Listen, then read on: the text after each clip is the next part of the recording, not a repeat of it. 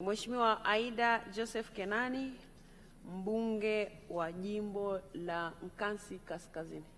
Nakushukuru sana Mheshimiwa Spika kunipatia nafasi niweze kumuuliza swali Mheshimiwa Waziri Mkuu. Mheshimiwa Waziri Mkuu, idadi ya wapiga kura imekuwa inapungua mwaka hadi mwaka tofauti na watu wanaokwenda kujiandikisha kwenye daftari la kupiga kura. Kwa mfano, mwaka 2010 kati ya waliojiandikisha walioenda kupiga kura ni 42.7. 2015 kati ya waliojiandikisha walioenda kupiga kura ni 65.3. 2020 kati ya wale waliojiandikisha waliojitokeza kupiga kura ni 50.7. Yote hiyo imetokana na sababu mbalimbali ikiwemo na wananchi kupoteza imani kwa vyombo vinavyoandaa uchaguzi na vinavyosimamia uchaguzi. Mheshimiwa Waziri Mkuu, mwaka huu ni mwaka wa uchaguzi wa rais, wa bunge na madiwani. Serikali haioni haja ya kukaa na wadau wa uchaguzi, kuwasikiliza na kuondoa dosari ambazo zinalalamikiwa ili kuruhusu uchaguzi wa huru na haki?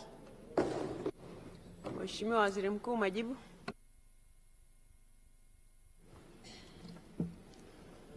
Mheshimiwa Spika,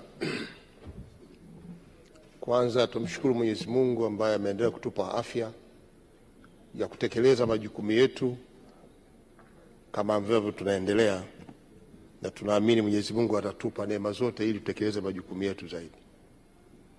Naomba nianze kwa kujibu swala Mheshimiwa Aida Kenani, mbunge wa jimbo la Nkasi Kaskazini kama ifuatavyo. Kwa mujibu wa katiba ya nchi yetu, kila Mtanzania anayo haki ya kuchaguliwa kupitia chaguzi mbalimbali ikiwemo na uchaguzi mkuu. Majukumu yote ya uchaguzi yako chini ya Tume Huru ya Uchaguzi. Sisi kama serikali ni wadau miongoni mwa wadau wote wanaoungana na tume katika kutekeleza wajibu wetu, na serikali wajibu wetu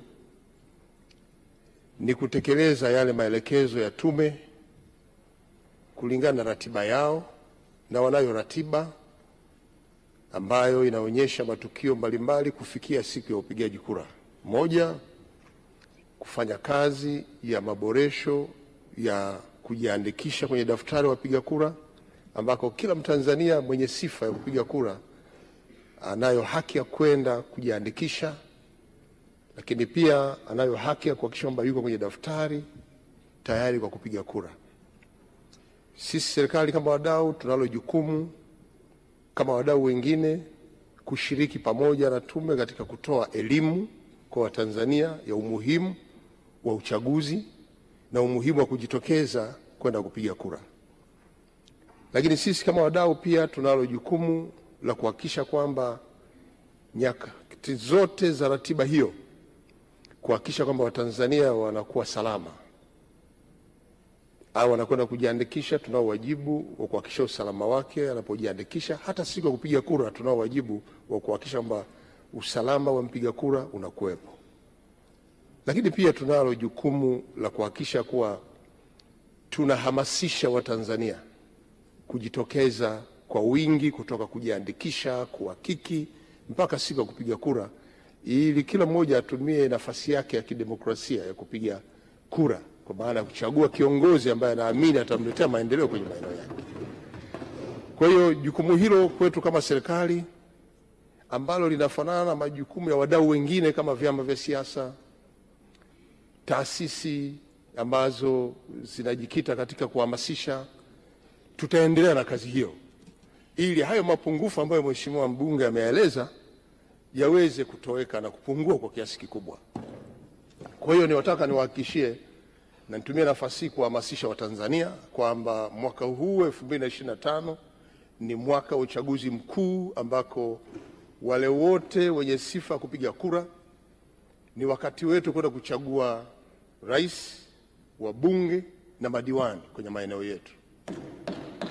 Na pindi Tume Huru ya Uchaguzi itakapotangaza ratiba yake, basi niwaahidi kwamba serikali itasimamia na kuhakikisha kwamba uchaguzi huu unakuwa salama na kuhakikisha kwamba mpiga kura anakwenda kupiga kura na kurudi nyumbani akiwa salama. Huo ndio wajibu wa serikali kama wadau wengine, na kwa hiyo nitoe wito wadau kushirikiana kwa pamoja kutekeleza maelekezo ya tume ili kuwafanya Watanzania wote waliojiandikisha wote waende kupiga kura. Hayo ndio malengo ya serikali. Asante sana.